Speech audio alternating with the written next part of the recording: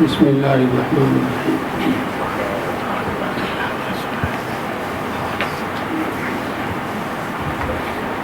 حافظ الحدیث حضرت اقدس مولانا محمد عبداللہ درخواستی نور اللہ مرقدہ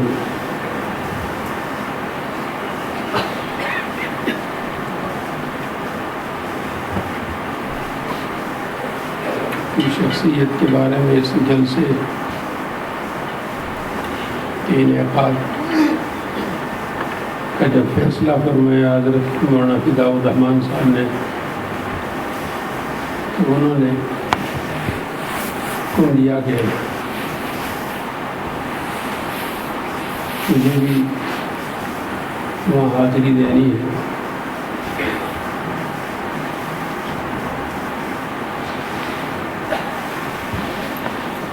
میں حضرت کی شفقتوں کی وجہ سے انکار نہیں کر سکا کہ رات 2 بجے مسجد نبوی میں حضرت مولانا سیف الرحمن صاحب شیخ الحدیث مدرسہ سولتیہ سے ملاقات ہوتی ہے، اور وہ فرماتے ہیں کہ آج رات تراویح کے بعد حضرت درخواستی میں یاد فرما رہے تھے.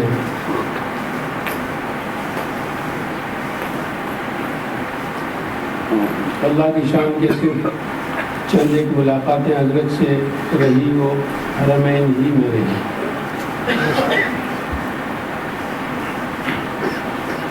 آگے جو کچھ حضرت کے متعلق معلوم ہوا وہ حضرت مولانا سیف الرحمن صاحب کی زبانی زیادہ اور ان پر لکھی ہوئی کتابیں اور ان پر جو نمبر نکالے گئے اس سے کم معلومات حاصل ہوئی. ہزاروں واقعات حضرت مولانا سیف الرحمن صاحب ہمارے دارالعلوم کے شہداء کے ایکسیڈنٹ کے بعد جب یہاں درس حدیث کے لیے تشریف لائے تھے، وہ سال بھر میں ہر وقت ساتھ رہنا ہوتا تھا، تو وہ ہر وقت وہ عشق کا حضرت درخواستی نور اللہ مرقدہ سے انہیں کے واقعات سناتے رہتے.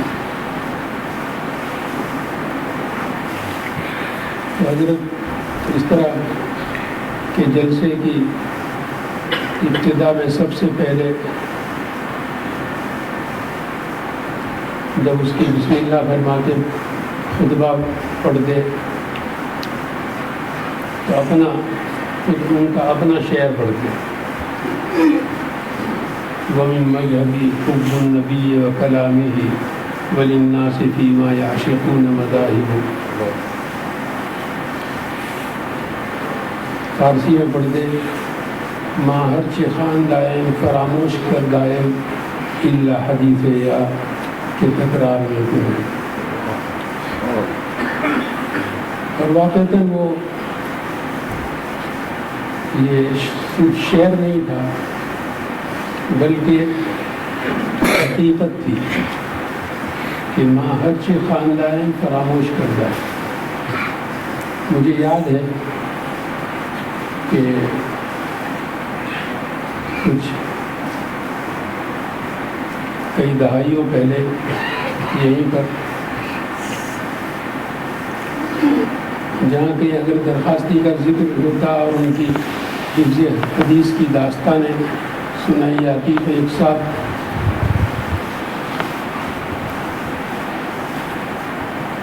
ان کے متعلق ہمیشہ یہ سنایا کرتے کہ میرے سامنے میں نے دیکھا کہ جب کوئی آیا تو اس سے پوچھا کہ آپ کون،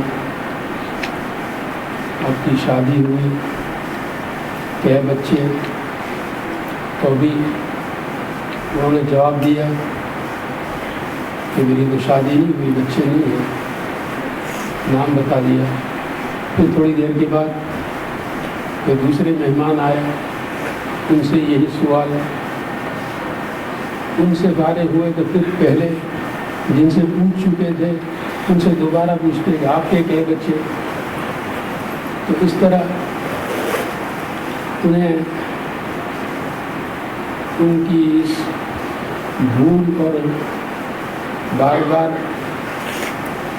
چند سیکنڈ پہلے جو سوال کیا اور جواب ملا وہ بھول گئے، اس کے تذکرے سے وہ لطف لے رہے ہوں گے. تو میں نے سوچا کہ یہ تو انبیاء علیہ السلام کی سنت ہے بھولنا. آدم علیہ السلام کے متعلق تو قرآن کہتا ہے کہ وہ بھول گئے. کس کو بھول گئے؟ کہ حضرت آدم علیہ السلام کو سجدے کا حکم ہوا، ابلیس نے سجدہ نہیں کیا. تو حضرت آدم علیہ نبینا علیہ السلام کے پاس اس نے جب حضرت حوا کے ذریعے پہنچنا چاہا کہ اس درخت کو چکھ لو کھا لو، تو اس وقت وہ بھول گئے کہ اس نے اتنی بڑی انسلٹ کی تھی اور حق تعالیٰ شان کے حکم کو ٹھکرایا تھا اور سجدہ نہیں کیا تھا، اس کو بھول گئے. سرکار دو عالم صلی اللہ علیہ وسلم تشریف فرمائے، صحابہ کرام فرماتے کہ ایک بچے کو لایا گیا، گود میں پیش کیا گیا، آپ صلی اللہ علیہ وسلم نے اس سے پیار فرمایا. صحابہ کرام فرماتے ہیں کہ تھوڑی دیر کے بعد ہم نے محسوس کیا کہ وَوَهَلَ النَّبِيُّ صلی اللہ علیہ وسلم، کہ آپ صلی اللہ علیہ وسلم اس کو بھول گئے کہ میری گود میں بچہ ہے. اٹھا لینا پڑا. فیصل آباد میں حضرت شیخ قدس کے ساتھ حضرت کے معتکف میں بیٹھا ہوا ہوں، باہر ذکر ہو رہا ہے، قرآن شریف پڑھ رہا ہوں. حضرت اپنے مراقبے میں سر اٹھایا، میری طرف دیکھا، پوچھا کون؟ میں نے اس کیا یوسف. یہ کیا؟ قرآن شریف میرے ہاتھ میں. پوچھا یہ کیا؟ میں نے کہا قرآن شریف. اب پوچھتے ہیں کون سا قرآن شریف؟ تو میں سمجھ گیا کہ قرآن کسے کہتے ہیں یہ بھی بھول گئے. اتنی اوپر تار لگی ہوئی تھی کہ نیچے آنے میں دیر لگ رہی ہے کہ قرآن کسے کہتے ہیں یہ بھی بھول گئے. تو میں نے عرض کیا کہ کیا ذرا سا ایک سیکنڈ کے لیے میں نے سوچا کیا جواب دوں. پھر میں نے عرض کیا کہ حضرت بغیر ترجمے کا. مگر یہ اکابرین کی اس طرح کے بھولنے کے واقعات تو انبیاء علیہ السلام کی طرف بے شمار ہیں جو سنائے جا سکتے ہیں. لیکن حق تعالیٰ شان نے کتنا تیقظ اور کیسا حافظہ عطا فرمایا تھا کہ مفتی اعظم پاکستان حضرت مولانا رفیع عثمانی صاحب تحریر فرماتے ہیں کہ حضرت درخواستی کو 30,000 احادیث حفظ تھی. 30,000 احادیث. اور یہ اس زمانے میں کوئی قریب کے بزرگوں میں مثال نہیں پیش کر سکتا کہ جو جس طرح سند کے ساتھ وہ احادیث پڑھتے تھے. آپ کسی داروں میں جا کر سنیں، طلباء کتاب کھول کر سند کے ساتھ احادیث پڑھ رہے ہوتے ہیں، تو اس طرح وہ احادیث سند کے ساتھ جب حرم کے ائمہ کے سامنے پڑھتے تھے وہ دنگ رہ جاتے. ایک دفعہ عشاء کی نماز کے بعد مصلیوں نے حضرت کو گھیر لیا. اس طرح میں نے عرض کیا کہ حضرت درخواستی مجھے یاد فرما رہے تھے. حضرت مولانا سیف الرحمان صاحب نے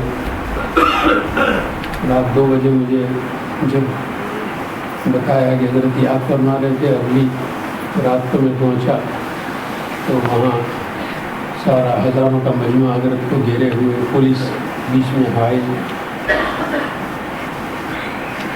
اس طرح وہاں عشاء کی نماز کے بعد مجھ میں نے اصرار کیا کہ حضرت اتنا سارا مجمع ہے، بیان. حضرت نے بیان شروع فرما دیا. تب وہ بیان حضرت کا کہ وہ سب مصلی چلے گئے، دروازے بند کرنے کا وقت آ گیا، سب محافظ اور نگراں اور پولیس والے آ کر عرض کرتے ہیں کہ تو اتنا وقت اوپر گزر گیا، دروازے ہم بند کرنا چاہتے ہیں. تو اسی طرح کا ایک دوسرا موقع تھا کہ حضرت تو دن کے وقت کسی نماز کے بعد مجمع نے گھیر لیا، بیان کی درخواست کی اور حضرت شروع ہو گئے.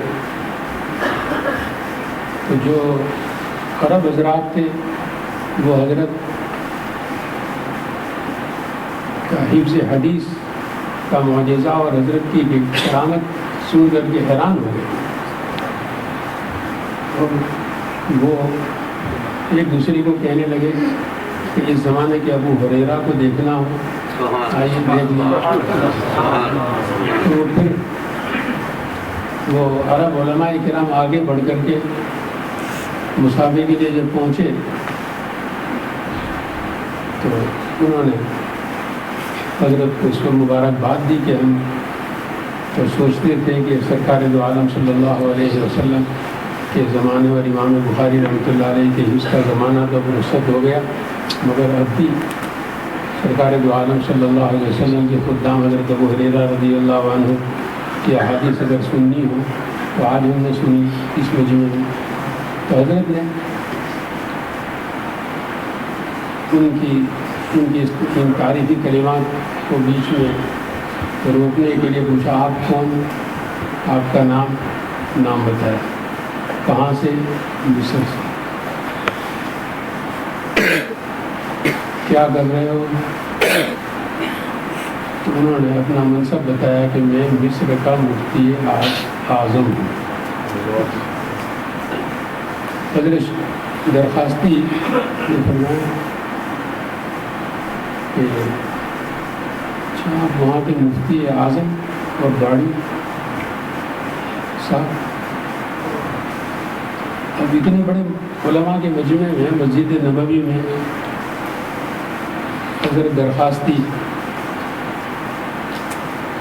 نے اس پر ٹوکا تو شاید انہیں کچھ برا محسوس ہوا ہوگا، جو ان کے جواب سے مترشح ہوتا ہے کہ وہ برا مان گئے. تو کہنے لگی کہ ایمان تو داڑھی میں نہیں دل میں. اب وہ حضرت شروع ہو گئے، یہ داڑھی پر ٹوکنا حضرت شیخ قدس الدین کے یہاں ہمیں بہت دیر ہزاروں کا مجمع ہوتا تھا، جلدی دارالعلوم بری میں آپ نے دیکھا تھا کہ کئی گھنٹے مسافے کی لائن چلتی رہتی تھی. اگر کسی نے دعا کی درخواست مسافے کے ساتھ کی تو حضرت بہت اچھا. اب انہوں نے کسی نے درخواست کی کہ میرے دعا فرمائے، تو داڑھی صاف تھی تو حضرت شیخ قدس الدین نے فرمایا کہ سرکار دو عالم صلی اللہ علیہ وسلم کی سنت پر تو اسطورہ پھیر رکھا ہے، میری دعا کیا کرے گا.